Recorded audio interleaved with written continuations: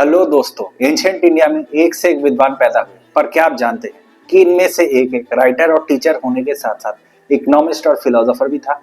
जी हाँ, मैं चाणक्य की बात कर रहा हूँ। वो एक बहुत बड़े थिंकर थे और उनकी लिखी गई अर्थशास्त्र आज भी दुनिया भर में जानी जाती है। एज ए पर्सन उन्होंने मुझे हमेशा ही इंट्रिग किया और जब मैं छोटा था तो मैंने इनके बारे में कई सारे किताबें पढ़ी और मुझे अमर चित्रकथा से एक बेसिक नॉलेज मिल गया कि चंद्रगुप्त मौर्य ने मौर्य एम्पायर उन्हीं के मदद से बनाया। उनकी लिखी गई एक और बुक है चाणक्य नीति, जो स्टेट क्राफ्ट के ऊपर है और वो आज भी दुनिया भर में जानी जाती है इस तरीके से कि एक राज्य को कैसे राजा को चलाना चाहिए। उनका नाम इंडिया में स्वर्णिम अक्षरों में लिखा गया है। चाणक्य विष्णुगुप्त और कौटिल्य नाम से भी जाने जाते। उनके पिता का नाम जनक था। वो तब के वर्ल्ड फेमस तक्षशिला यूनिवर्सिटी में पढ़ाते थे और उनकी पत्नी का नाम यशोमती था। उनकी मौत को लेके मुझे जानने की बहुत उत्सुकता हमेशा से, तो मैं आज आपको बताऊंगा कि चाणक्य की मौत कैसे हुई। चंद्रगुप्त मौर्य और बिंदुसार को इतने बड़े एम्पायर को कायदे से एडमिनिस्टर करने में चाणक्य बहुत मदद करते थे। जब चंद्रगुप्त के बाद बिंदुसार एम्पायर बने तो उनको चाणक्य ही राजपाट चलाने में मदद कर ली। पर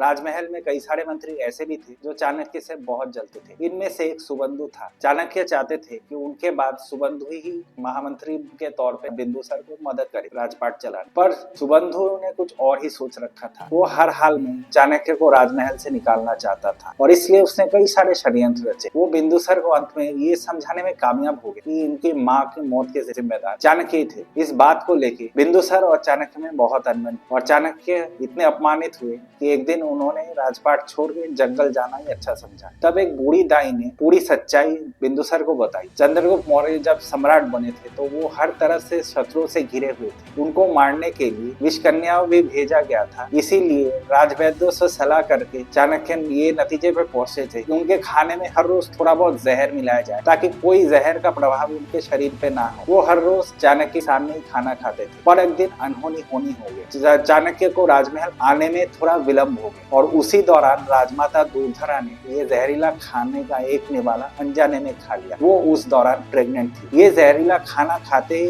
राजमाता की तबीयत तुरंत बिगड़ गई और राजवैद्य को बुलाया गया। तब तक चाणक्य राजमहल में पहुंच चुके थे और उन्होंने राजवैद्य की सलाह करके उनको राजमाता के पेट काट के बच्चे को निकालने को कहा। ऐसे हुआ ये कि बच्चा तो बच गया पर राजमाता बच ना पाई। बूढ़ी दाई ने तब आश्चर्य के बारे में बिंदुसार को ये कहा कि अगर उन्होंने ये ना किया होता तो आज आप सम्राट ना होते, वो बच्चा आप ही थे। जब बिंदुसार को पूरी सच्चाई पता चली तो वो बहुत दुखी हुए और उन्होंने चाणक्य को राजमहल आने के लिए एक दूत को भेजा। पर चाणक्य अपने हुए अपमान से बहुत दुखी थे और उन्होंने आने से सीधा इनकार कर दिया। उन्होंने अंजल त्याग करने की ठान ली और कुछ दिनों बाद चल बसे। पर इतिहासकार आज तक इस बात की पुष्टि नहीं कर पाए हैं कि चाणक्य किसी षड्यंत्र का शिकार हुए थे या उन्होंने खुद ही अपनी जिंदगी त्याग दिया था। फ्रेंड्स, अगर आपको पता है कि कोई और कहानी जिस वजह से चाणक्य की डेथ हुई तो कृपया हमें कमेंट करके बताएं और अगर आपको ये वीडियो अच्छा लगा है तो कृपया इसे लाइक और शेयर करें। अगर आप हमारे चैनल में नए हैं तो इसको काइंडली सब्सक्राइब कीजिए। Thank you.